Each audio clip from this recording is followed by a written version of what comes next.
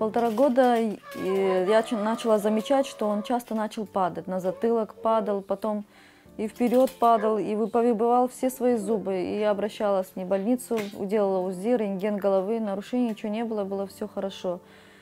И потом резко начала замечать, что он все еле-еле ножку как за собой тянет, и все хуже и хуже. Начала прогрессироваться, мышцы начали слабеть. А потом в 1,7 года начала замечать, что он вообще перестал ноги сгибать, коленки, вот поднимая, как раньше поднимался по ступенькам. Так вообще не поднимал даже ногу.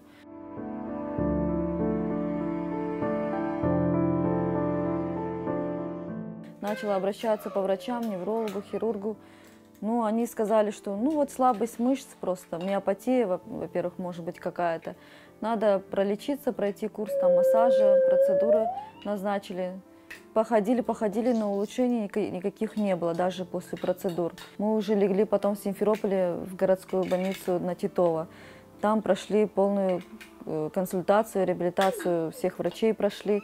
Все хорошо, интеллект развит, все нормально, МРТ головы сделали, патологии не выявлено, сказали. Мы потом приехали в Ялту, и тут же мы попались к врачам Санкт-Петербурга.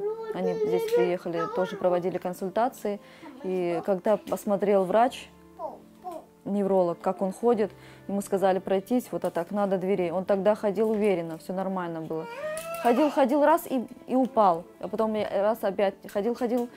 И врач такой посмотрел, врач молодой, а опытный очень был, сразу сказал, это, говорит, очень серьезное заболевание, вам нужно срочно к нам в Санкт-Петербург, надо лечь, говорит, на реабилитацию, и тогда мы можем поставить диагноз достоверный.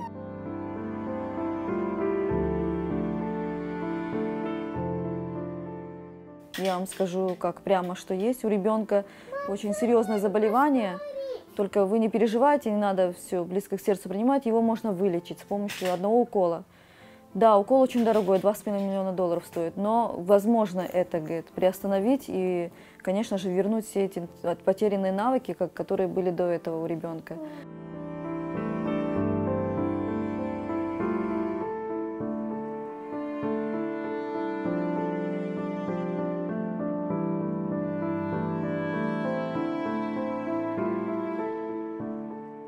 У ребенка очень мало времени. Мало времени тем, что он сейчас пока, если ходит, вы радуетесь, да, он ходит своими ножками, но в какой-то момент просто он перестанет ходить, он будет лежачим. Это заболевание очень прогрессирует, говорит. Все начинается с ног. У него начинают слабеть ножки, потом ручки, потом дыхательные, все, он начинает уже меньше кислорода не будет хватать ребенку, вы подключите Нивел.